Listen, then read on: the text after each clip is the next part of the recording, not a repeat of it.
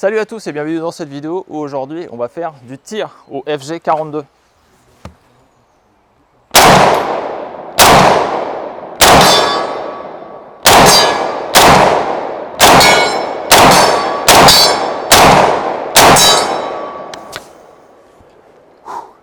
Cette vidéo fait suite à celle sur la série dédiée aux armes allemandes, commençant par le révolutionnaire STG-44, puis le fusil semi-automatique. Et quoi de mieux pour compléter la série de l'armement individuel allemand que de continuer avec le FG42 ? Je vais commencer la vidéo directement par les remerciements. Merci infiniment aux propriétaires de l'arme de m'avoir permis de tirer avec un FG42. Évidemment, c'est une reproduction de chez SSD qui tire le 857JS. Là, on est vraiment dans le très haut de gamme de la reproduction d'armes. Je n'aurais jamais cru avoir la possibilité de tirer avec une telle arme un jour. Donc, merci Alain, merci au club pour l'accueil et la possibilité de filmer. C'était vraiment une superbe journée car il y avait aussi du G41 et du G43, comme vous avez déjà pu le voir précédemment. Je vous laisse d'ailleurs une petite séquence de tir parce que c'est du jamais vu. Voir du FG42 avec du G41, G43, STG44 sur le même pas de tir. Non, je crois que même sur le front de l'Est en 44, ça ne s'est jamais vu. Ok, go.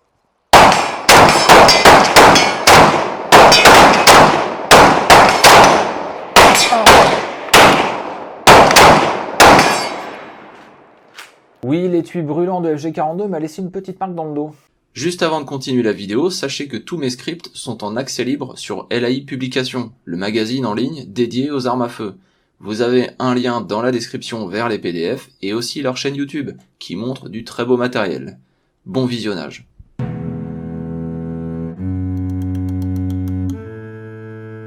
Donc, pour comprendre le fil de l'histoire, nous avons vu le tortueux développement du Sturmgewehr, entre le fait que le concept n'existait tout simplement pas, et que l'arme ait été nommée tantôt Maschinenkarabiner, puis Schwermaschinenpistole, et surtout les 3 refus d'Hitler de voir une nouvelle arme en plein milieu de conflit, avec une cartouche intermédiaire qui n'était donc pas compatible avec les mitrailleuses, fusils de sniper et d'infanterie, compliquant la logistique. Nous avons vu le développement des fusils semi-automatiques qui n'ont pas été une grande réussite, sauf peut-être avec le G43, qui a été largement copié sur le SVT-40 russe, mais comme on en a parlé, le G43 arrive tardivement et il est parfois sous-traité dans des camps de travail, avec les conséquences qu'on lui connaît concernant la fiabilité et la qualité des pièces. Finalement, on en revient toujours à la même chose, ce bon vieux et fidèle Mauser 98K. Enfin, je dirais Mauser 98K et MP40 quand même. Et le FG42, il semble mettre tout le monde d'accord. C'est une arme individuelle avec chargeur amovible, tirant en coup par coup ou rafale, et en plus assez compacte. On n'est pas tout à fait sur le fusil mitrailleur, mais pas trop non plus sur le fusil d'assaut, parce que il tire la puissante cartouche de 857JS. Donc le FG42 serait plutôt classé de notre point de vue d'homme du 21e siècle comme un battle rifle. Tout comme le FAL, le HKG3, la R10 et j'en passe, je pense que vous avez compris. Mais s'il a l'air si bien que ça le FG42, pourquoi a-t-il été si peu diffusé ? Non, parce qu'on parle de 8000 exemplaires produits en moyenne selon les sources, et ce, quel que soit le type. Déjà que 81 000 STG44, ça change pas le cours d'une guerre, alors 8000 FG42, eh bien c'est parce que le FG42 a été créé pour un besoin très spécifique, celui des parachutistes allemands. FG, c'est bien Fallschirm, parachute, et Jäger, chasseur, et G-Gewehr, soit grosso modo fusil de chasseur parachutiste, pour faire simple. Donc dans les années 1930 à 1941, le fantassin allemand, qu'il soit de la IR ou de la Luftwaffe, eh bien il est équipé majoritairement du Mauser 98K. C'est une arme fiable, simple à utiliser, simple à fabriquer, et ça tire la puissante cartouche de 857JS, la même que pour les mitrailleuses MG34, donc parfait niveau logistique. Ils sont accompagnés de MP38 ou MP40 pour l'assaut et le combat rapproché. Et une fois de plus, je le rappelle, la stratégie principale allemande repose sur la Blitzkrieg, soit l'emploi massif de Stuka et Panzer. Les parachutistes allemands utilisent les mêmes armes, mais la différence est qu'ils ne peuvent pas sauter avec le fusil attaché sur eux, c'est trop encombrant. Pareil pour les mitrailleuses. L'équipement plus lourd, autre que les pistolets Luger ou éventuellement des MP40, est largué dans des conteneurs. Et les parachutistes doivent retrouver leur équipement une fois au sol. Rien de normal, c'était très commun à l'époque, et jusque-là, ça se passait plutôt bien, en Belgique, au Danemark ou en Norvège. Mais là où ça va poser problème, c'est la Crète.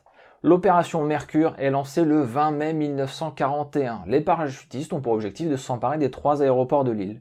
ce qui devrait permettre à d'autres avions de débarquer des renforts et du matériel. Puis une petite troupe sera débarquée par bateau.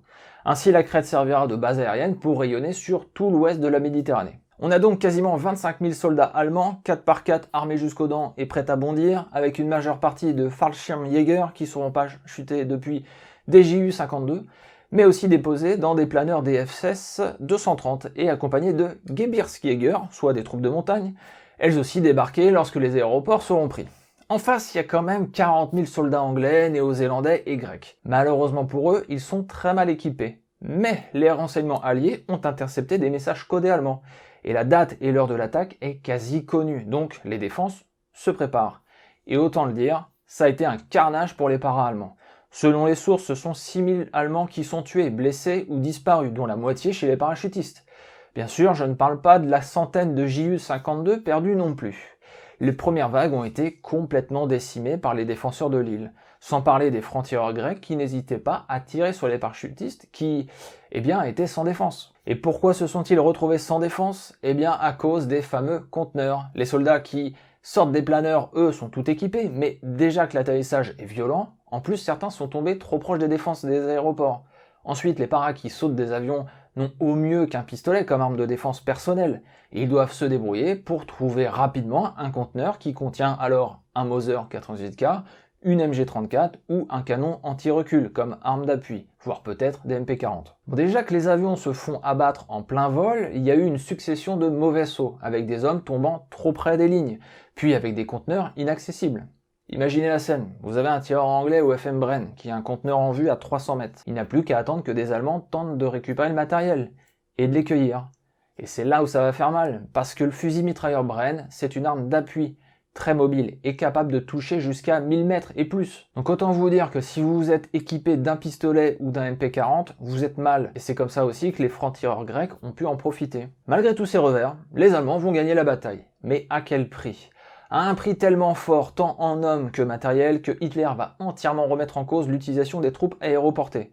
Pour lui, ça ne présente plus aucun intérêt stratégique. Du moins, les Fallschirmjäger seront toujours utilisés, mais plutôt comme unité d'élite de combat, pour prêter main forte à l'infanterie traditionnelle, comme ce fut le cas en Italie, notamment à Monte Cassino.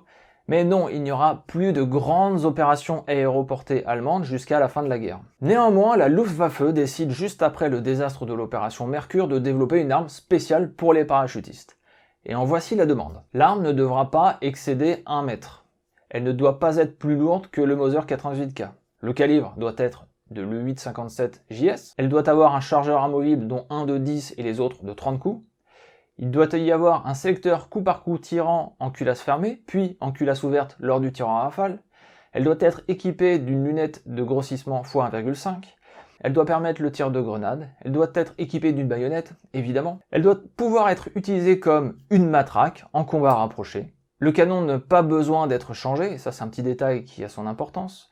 Le canon doit avoir une durée de vie de 2000 coups. L'arme doit être équipée d'une poignée avant rabattable pour le saut en parachute. Elle doit être équipée d'un bipied. La crosse doit permettre d'absorber le recul. Le recul doit globalement être tout à fait gérable. Il doit y avoir une protection contre les saletés. L'arme ne doit pas être sensible au choc si lâchée au sol. En gros, elle ne doit pas tirer toute seule si on la laisse tomber par terre. Bon, on voit qu'on a déjà une bonne base niveau cahier des charges. Ce qui est étonnant, c'est que nulle part dans les sources, je ne trouve qui a fait cette demande. Ça a l'air de tomber sur le bureau de la Luftwaffe comme ça après l'opération Mercure. Sauf que petit problème, Hitler vient de déclarer que les Fallschirmjäger, c'est terminé. Sauf pour quelques missions et coups durs. Donc il va dire non à ce projet. Surtout qu'on est déjà au milieu de l'année 1941 et non, ce n'est plus le moment de perdre du temps et des moyens à développer une arme pour des unités spécialisées, dont justement la spécialité de son parachute va être drastiquement limitée. Et du côté du W11, le bureau de l'armement, et de la IR, pas question non plus de chercher à développer quoi que ce soit d'autre.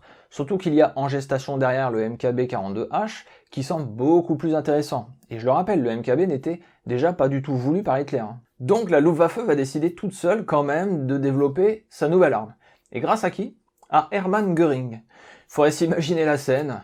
Le bureau de l'armement a dit non, Hitler a dit non aussi. Bon, c'est pas grave les gars, allez-y, développez quand même cette nouvelle arme pour mes parachutistes, c'est moi qui gère. Évidemment, il faut comprendre quand même que Hermann Göring, c'est peut-être une des personnalités les plus importantes du Troisième Reich.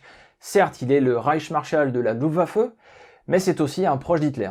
Göring, si vous ne le savez pas, c'est un pilote vétéran de la Première Guerre mondiale.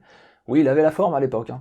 Donc ce vétéran rejoint le parti nazi dès 1921. Et à partir de 1933, lorsque Hitler devient chancelier, il cumule les titres. Je vais pas tous vous les faire parce que la liste est longue, mais bref, Hitler et Göring, ils sont très très proches, à tel point qu'il est désigné le successeur du Führer en 1939. Tiens, par exemple, au mariage de Göring en 1935, il y a Hitler là, juste derrière. Donc, Hermann Göring, il fait un petit peu ce qu'il veut. Évidemment, je caricature les traits, mais il faut bien imaginer que dans la folie des grandeurs qu'est le Reich, quand on pense à la multitude de matériel, d'équipements, de chars, d'avions, etc., qu'est-ce que c'est qu'un petit projet d'arme individuelle pour des parachutistes? Pas grand-chose en réalité. Un petit point tout de même sur le choix du calibre et de rester en 8,57 JS alors que le 8,33 Kurz faisait son apparition presque au même moment. Vu qu'Hitler disait stop aux parachutistes, eh bien les Fallschirmjäger doivent opérer avec la IR et donc être ravitaillés par eux si besoin. Donc en toute logique, il faut aussi adopter le calibre de l'armée, soit le 8,57. Et donc la demande pour cette nouvelle arme sera faite à 6 entreprises allemandes, mais seulement 2 répondront. Bah oui, une entreprise comme Moser par exemple, elle est à fond sur les 98K. En 1941, les usines sont déjà à fond partout. Alors rajouter le développement et la conception d'une nouvelle arme, sachant que certaines entreprises développent en secret le MKB ou SMP, que d'autres sont sur le G41, donc in fine, il n'y a que Rheinmetall et Krieghoff à répondre positivement.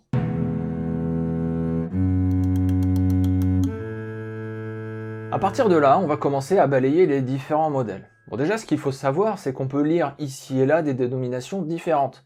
Certains parlent de type 1 et type 2, d'autres de type A, B, C, D, E, F, G. Donc on oscille entre 2 ou 7 variantes.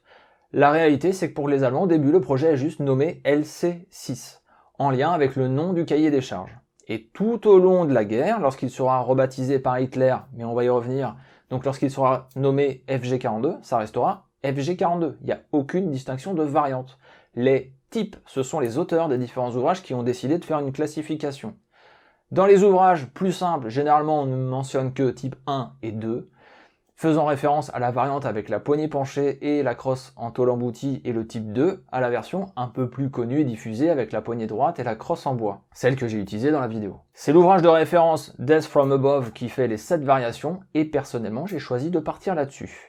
Mais en fait, ce qu'il faut comprendre, c'est que le FG42 a été développé quasiment à partir de zéro et continuera d'être sans arrêt amélioré au fur et à mesure des tests, et aussi au fur et à mesure qu'il était utilisé sur le terrain.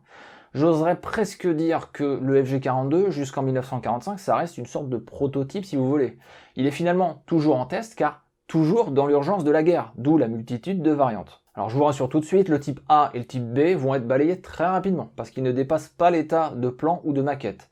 Mais ils posent les bases d'une arme assez courte, avec cette poignée à langue prononcée, l'utilisation de tôle emboutie, et entre le A et le B, le bipied a été ramené vers le milieu, et c'est tout. J'ai oublié de préciser un point important, mais c'est l'entreprise Rheinmetall qui sera la première sur la ligne de départ à proposer donc le LC-6 type A. C'est alors qu'arrive un certain Louis Stange, qui va mettre au point le premier modèle qui tire vraiment le type C. Alors je suis désolé, mais la chronologie des événements m'est inconnue.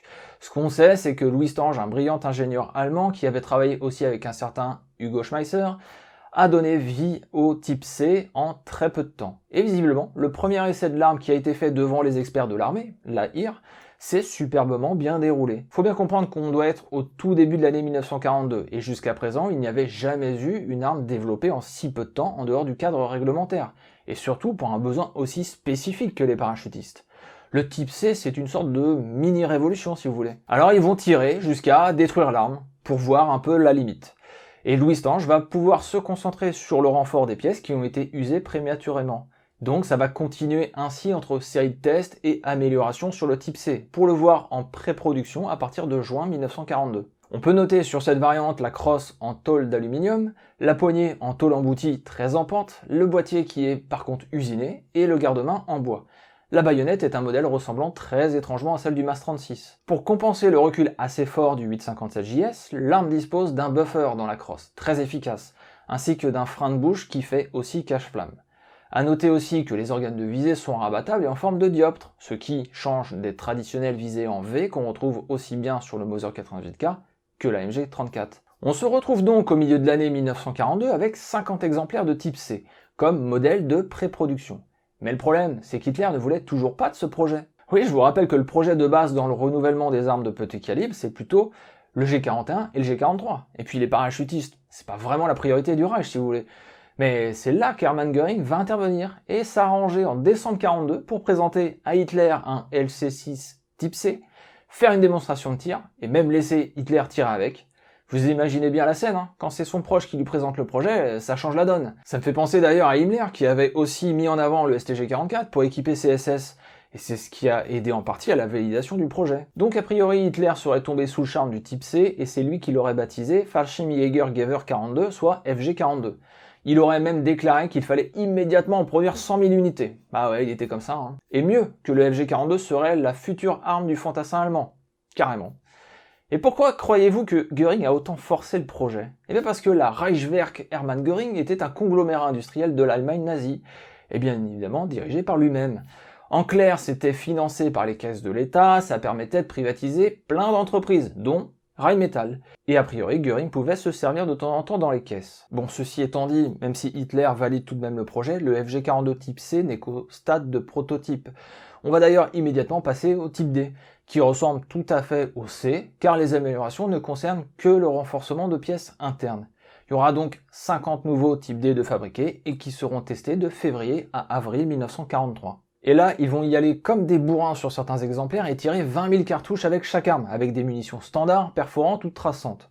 En gros, ils font 50 cartouches en semi, puis 50 cartouches en full auto, une petite pause de refroidissement, et hop, c'est reparti. Mais ça permet de voir l'usure prématurée des pièces au fur et à mesure des tirs, mais aussi de noter par exemple qu'au bout de 12 000 coups, les balles perdent 25 mètres par seconde de vitesse, et qu'au-delà de 7 000 tirs, la cadence de 900 coups par minute peut augmenter à 1000 ou 1100 coups par minute. En gros, ça leur permet d'estimer que le canon est viable pour 18 000 coups et que le boîtier peut encaisser 20 000 coups.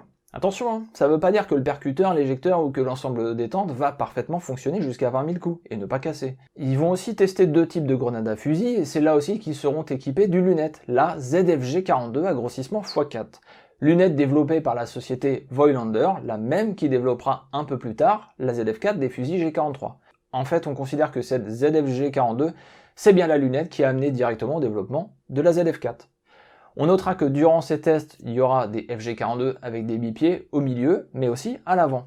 En fait, il y a des avantages et des inconvénients dans les deux versions. Avec le bipied au milieu, c'est plus facile de suivre une cible en mouvement, sans que le tireur ait besoin de changer de position. Par contre, la dispersion des tirs en full auto est énorme et le frein de bouche fait un poids non négligeable à l'avant, ce qui a tendance à augmenter beaucoup trop la mobilité de l'arme lors du tir. Il suffit de voir une vidéo de tir chez Arnaud de LAI Publication qui a été assez chanceux pour tirer avec les deux versions pour se rendre compte de la différence de comportement entre les deux types. Dans le cas du bipied à l'avant, la précision dans les deux modes est excellente. Mais il semble que lorsque le tireur change de chargeur, les pieds ont tendance à se replier et le canon tombe sur le sol.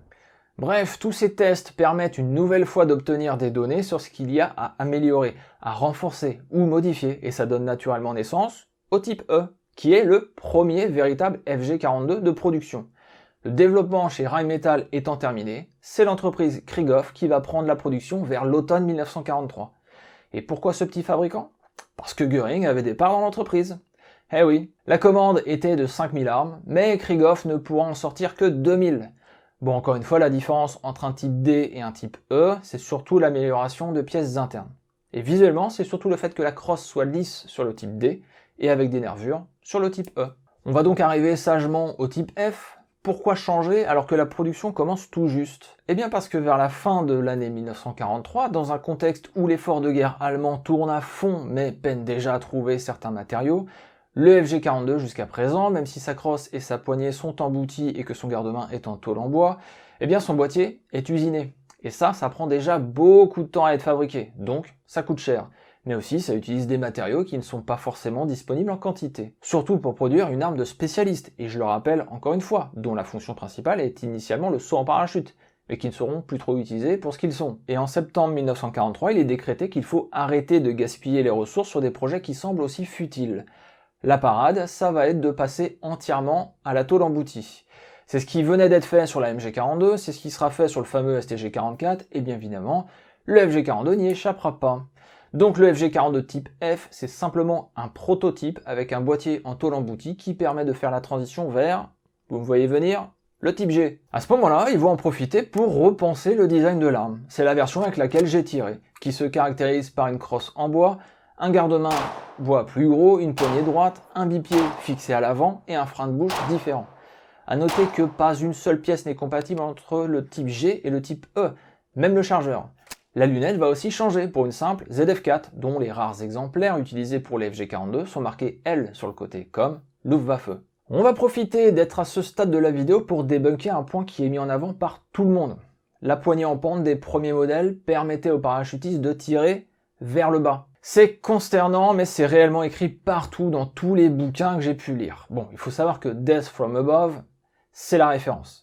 C'est la base du sujet, et qu'ensuite on a des auteurs qui repompent les livres et qui, sans réfléchir, écrivent les mêmes choses année après année. Et c'est dit en page 11, dans une toute petite note d'une photo, la poignée a été dessinée pour faciliter l'usage de l'arme lors de la descente en parachute. Bon, par où commencer? Je pense que les auteurs, notamment Blake Stevens, ont beaucoup de mérite et nous apportent beaucoup d'informations. Mais il s'agit souvent d'historiens ou de passionnés qui n'ont jamais connu l'opérationnel. C'est-à-dire que dans le cas présent, j'imagine qu'aucun des deux auteurs n'a jamais sauté en parachute. Pas plus que les auteurs des livres suivants. Et je vais vous faire une révélation, je n'ai jamais sauté en parachute. Mais la différence, c'est qu'en discutant avec d'autres personnes qui évoluent dans certains milieux professionnels et en réfléchissant un minimum au concept, on se rend compte de la stupidité de la chose. Donc je résumerai les choses ainsi. À aucun moment il n'est dit dans le cahier des charges qu'il doit être possible de tirer en parachute. À aucun moment dans les différents manuels édités par la Luftwaffe, il est dit que l'arme peut être utilisée en plein saut. On peut supposer que cette pente n'a que pour objectif de réduire l'encombrement de l'arme et d'éviter qu'elle s'accroche de trop lorsque le parachute la porte sur lui, lorsqu'il tombe du ciel. Cette pente n'est pas plus forte que la poignée pistolet qu'on retrouve sur le Mauser 98K. D'ailleurs, on peut noter que le fusil mitrailleur japonais type 11 a exactement la même pente. Idem le DP-27 russe, qui peut-être est même pire. Ensuite, un parachutiste tombe à une vitesse d'environ 6 mètres par seconde, avec son parachute ouvert bien sûr. Vous imaginez qu'il aurait vraiment le temps de sortir son arme, de viser et de tirer? Pour quelle efficacité en plus? Surtout qu'il était prévu de sauter avec le chargeur de 10 coups, pour justement réduire l'encombrement. Et quand un parachutiste arrive sur le sol, il doit gérer son atterrissage et éviter de se briser les chevilles. Il n'est clairement pas en train de tirer sur l'ennemi. Point intéressant, un étui tiré d'une arme à feu, oui c'est brûlant. J'en ai déjà fait l'expérience au début de la vidéo. Alors imaginez que cet étui brûlant touche la toile du parachute. Bah oui, parce que si l'homme descend vite, les étuis, eux, plus légers, peuvent potentiellement atteindre la toile et faire des trous, ce qui augmenterait la vitesse de chute encore. Pas un bon calcul.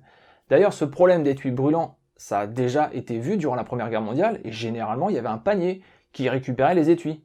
Il était hors de question de laisser ces étuis brûlants traîner dans le cockpit, car ils pouvaient mettre le feu à l'avion. Je parle bien sûr des premiers aéroplanes, faits de matière très légère, mais inflammables facilement. Pour les parachutistes, c'est pareil. Et dernier point, mais aucune armée au monde ne fait ça, même aujourd'hui. Les armes sont protégées dans des sacs et attachées aux parachutistes. Alors vous allez me dire, oui, mais peut-être que si en Crète ils avaient eu des FG42, alors ils auraient pu tirer en tombant sur les défenses ennemies. Non, je le rappelle, les sauts effectués sur la crête ont été mal calculés. Normalement, les paras, vous ne les larguez pas directement sur les lignes ennemies. Non, le but, c'est bien de les larguer un peu plus loin, dans une zone discrète, afin qu'ils se rassemblent, qu'ils s'équipent correctement, et qu'ils partent ensuite sur leur objectif. Et surtout de pouvoir attaquer de nulle part, là où justement les défenses de l'ennemi sont absentes. Donc il n'y a aucun intérêt à proposer une arme qui permette le tir lors du saut au parachute. Je clôt la parenthèse. Pour en revenir à nos moutons, il n'y a pas d'autre version après le type G. Et malheureusement, je n'ai pas trouvé la chronologie fiable pour le passage de production chez Krieghoff entre le type E et le type G. Mais on doit être sur le début d'année 1944. Il y aura une petite production de 500 exemplaires de type G chez L.O. Dietrich à Altenburg.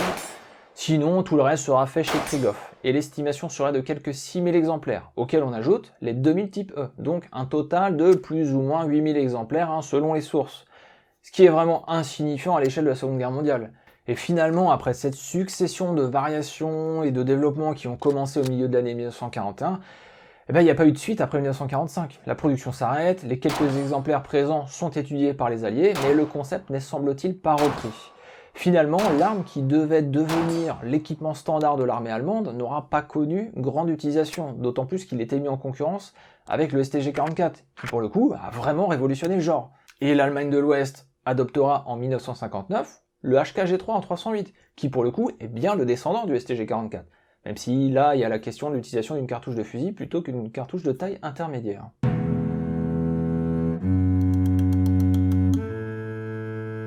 Maintenant qu'on a balayé l'ensemble de l'histoire du FG42 et des différents modèles, eh bien on va parler technique. Parce que je n'ai pas du tout abordé le fonctionnement du FG42, qui est atypique. Mais en réalité, le fonctionnement du FG42, on en a déjà beaucoup parlé avec Arnaud lors de notre premier podcast consacré au FG42. Donc, je vous suggère d'aller l'écouter.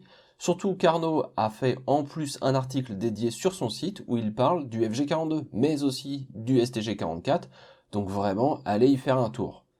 Pour résumer, la première question à se poser, c'est de comprendre comment les Allemands et surtout Louis Stange ont pu sortir une arme fonctionnelle et innovante aussi rapidement. Eh bien parce que l'ergonomie générale reprend celle de la MG30. C'est une mitrailleuse légère qui tire la 857 JS et avec le chargeur sur le côté gauche. Plus pratique à changer qu'un chargeur qui serait dessous et moins contraignant qu'un chargeur sur le dessus de l'arme. Ensuite, l'aspect mécanique du FG42 s'est inspiré sur le Lewis anglais. Les Allemands ont capturé pas mal de Lewis durant la Première Guerre mondiale et l'ont trouvé tellement intéressant qu'ils en ont même converti certains en 8 Mauser. Et bien quand on regarde le fonctionnement d'un Lewis, on retrouve quoi? Un long piston attelé à l'ensemble mobile.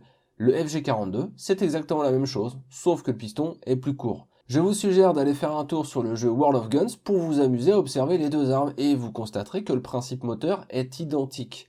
Le jeu vous permettra aussi de comprendre comment le FG42 passe d'un tir à culasse fermée en semi-auto pour augmenter la précision et comment il passe en culasse ouverte pour le tir automatique afin d'éviter le cook-off ou inflammation prématurée des amorces.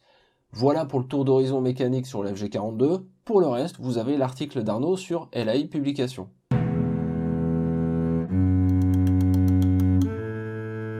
Il y a un point très intéressant à savoir sur le FG42. Oui, il a une cadence assez folle de 900 coups par minute. Mais quand on lit le manuel édité, on a, dès la première page, l'arme tire coup par coup et, en cas d'urgence, en mode automatique. Et ça c'est important, car en effet le profil du canon du FG42 ne permet pas de vider chargeur sur chargeur en full auto. Non, comme dit, ce n'est pas un fusil mitrailleur, et rappelez-vous, dans le cahier des charges, il n'était pas demandé que le canon puisse être changé par l'utilisateur. Il peut être utilisé pour quelques salves de suppression, ou alors vraiment qu'à d'extrêmes nécessités. Mais il est bien fait pour le tir en semi-auto. Il faut voir le full auto sur le FG42 comme une option, disponible sur l'arme en cas de besoin. Mais c'est tout. D'ailleurs, c'est encore ce qui se pratique aujourd'hui quand on voit des vidéos de combat en Ukraine. C'est très rare que les types rafalent à tout va dans les tranchées. Un petit point aussi intéressant, c'est que le FG42 peut être alimenté par des simples clips de fusil Mauser. Et ça, c'est quand même super pratique. Surtout quand les Fallschirmjäger sont finalement approvisionnés par la IR, majoritairement équipés de 98K et quelques G41 et G43. Alors maintenant, quelle utilisation réelle au combat de ces quelques 8000 FG42? Eh bien déjà, quand on voit la liste, on se rend compte qu'il n'y en a eu aucun sur le front de l'Est. C'est surtout en France et en Italie où ils ont été utilisés, que ce soit lors du débarquement en Normandie, mais aussi à Monte Cassino. D'ailleurs, là où les Fallschirmjäger sont très connus pour les avoir utilisés, c'est lors de la mission de libération de Benito Mussolini en septembre 1943. On voit des parachutistes allemands, auprès de planeurs, tout équipés avec de beaux FG42 type E, et en plus avec la lunette ZFG42. Là, ils étaient au top du top. À noter aussi les cartouchières en écharpe qui sont caractéristiques, et qui permettent l'emport facile de chargeurs de FG42. Mais bon voilà, mis à part ça, il n'y a pas grand chose à se mettre sous la dent, et les photos d'époque sont tout de même assez rares.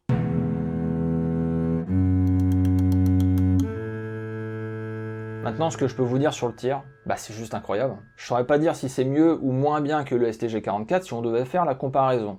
Dans les deux cas, déjà, on est sur une arme mythique. Alors avoir la chance de tirer avec, c'est déjà énorme. Mais oui, tirer au FG42, c'est fantastique. Je suis pas fan de tirer au gros calibre, surtout du 8 Mauser, c'est quand même une grosse cartouche. Mais là, avec le buffer et le frein de bouche, c'est vraiment très doux. J'ai l'impression de tirer du 308. Pour voir un peu, j'ai testé en tirant couché et ça ne bouge vraiment pas. C'est bluffant. On peut enchaîner les tirs très facilement. Donc le recul est vraiment, j'oserais presque dire, agréable.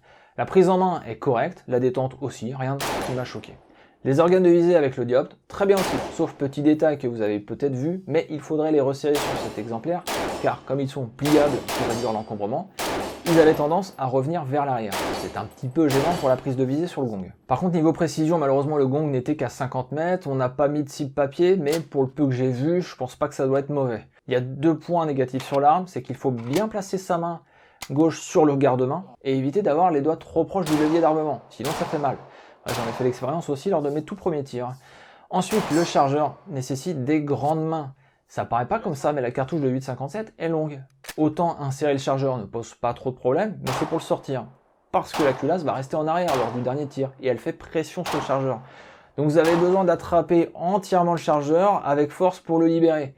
Et vous avez ensuite la culasse qui revient vers l'avant. J'ai pas vraiment compris l'intérêt d'avoir la culasse qui force comme ça sur le chargeur. Il y a aussi la question de l'équilibre de l'arme puisque ce chargeur est sur le côté gauche, mais je pourrais pas répondre là-dessus puisqu'on s'est limité à des chargeurs de 5 cartouches pour rester FF Tier friendly. Donc personnellement, j'ai pris un plaisir énorme à tirer avec le FG42. Tout comme j'ai énormément eu de plaisir à tirer au STG44. On a deux armes différentes, mais de mon point de vue de simple tireur sportif, vraiment excellentes. Évidemment, ces répliques faites par Sport System Dietrich en Allemagne sont de très bonne fabrication. C'est du haut de gamme, donc ça participe aussi à la bonne appréciation des armes.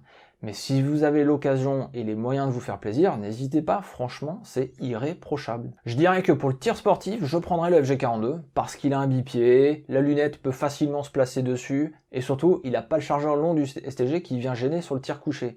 Et puis, l'équilibre général de l'arme est excellent, car un peu plus sur l'arrière. Mais si j'avais eu le choix en 1944, je pense que j'aurais pris le STG, qui permet d'emporter plus de munitions, avec un recul très doux, et avec une manipulation des chargeurs plus simple. Et le levier d'armement qui est placé du bon côté.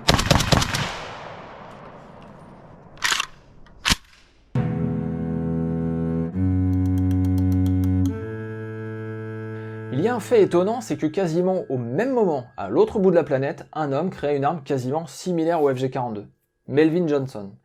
Si on regarde le Johnson M1941, il a vraiment d'étranges ressemblances avec le FG42. C'est pas vraiment un fusil mitrailleur, mais pas non plus un fusil d'assaut. Il est assez compact, il a le chargeur sur le côté gauche qui peut être aussi alimenté par clip si besoin. En semi-auto, il tire à culasse fermée, et en full auto, il tire à culasse ouverte. Mieux, le Johnson, que ce soit la version FM ou le fusil, ont été utilisés par les parachutistes Marines durant la guerre du Pacifique. C'est quand même intriguant d'avoir deux armes pour parachutistes qui sortent quasiment au même moment, mais dans deux pays différents. Eh bien, selon cet auteur, sa thèse est que les Allemands ont lu le livre de Melvin Johnson, sorti en 1941, et intitulé Automatic Arms, Their History, Development and Use. Et on voit en première page le Johnson 1941. J'ai failli acheter le livre pour en être sûr, mais il semblerait que Melvin décrit dans son livre son arme. Et l'auteur pense alors que les Allemands auraient pu acheter quelques copies de son livre sorti en novembre 1941 et que Louis Stange s'en serait complètement inspiré. Ça, j'ai envie de dire que c'est assez typique des Américains de croire qu'ils sont le centre du monde et qu'ils ont tout révolutionné. Personnellement, je trouve que c'est tiré par les cheveux. Surtout que Johnson, initialement, n'a pas conçu son FM que pour les parachutistes. Non, il voulait surtout remplacer le bar. Et il visait aussi bien l'armée que les Marines. Ensuite, c'est enlevé à Louis Stange le crédit d'être un des ingénieurs en armement les plus prolifiques de l'Allemagne. Et d'ailleurs, le mécanisme du FG42 est initialement une copie de Lewis anglais. Je suis d'accord qu'il y a d'étranges similitudes entre le Johnson et le FG42. Mais je pense qu'il s'agit juste d'une coïncidence et qu'on a là la réponse à une question qui a été apportée par deux personnes différentes. C'est tout. Par contre, les Suisses, eux, ont bien développé à Berne une arme ressemblant fortement au FG42. Et pour cause, s'en est vraiment inspiré. Ils ont récupéré un exemplaire et surpris de voir une arme aussi courte et légère développer un recul très modéré pour du 8,57 JS, ils ont repris le concept pour conserver leur cartouche de GP11. Et cette série de STG 51 à 56 était en concurrence avec le SG 510 de SIG. Et on a vu qui a gagné, mais a priori il s'en est fallu de peu pour que l'armée suisse ne soit équipée d'un simili de FG42 chambré en 7,5 par 55. Petit détail chez les Suisses, mais le frein de bouche de fusil de tireur d'élite ZFK 55 est vraiment très proche de celui du FG42. Et pour en revenir et terminer avec nos amis américains, ils ont repris aussi un FG42 pour en faire le T44. Une version alimentée par bande de mitrailleuses, qui d'ailleurs est le système d'alimentation de la MG42. Donc en fait le T44 c'est un FG42 converti en MG42. Bien sûr, il ne s'agit là que d'une expérimentation, et le but était surtout de voir comment le système d'empreinte gaz du FG42 encaisse la cadence. Ce qui a amené vers quoi à votre avis? La M60. Mais en fait le système de piston du FG42, si vous avez bien suivi, c'est celui de la Lewis anglaise. Rien de plus. Donc dire que la M60 c'est un FG42 amélioré, pas tout à fait. Ça serait plutôt une Lewis améliorée avec un peu de FG42. Lewis que les Américains avaient refusé lors de leur test en 1913. Ironie de l'histoire.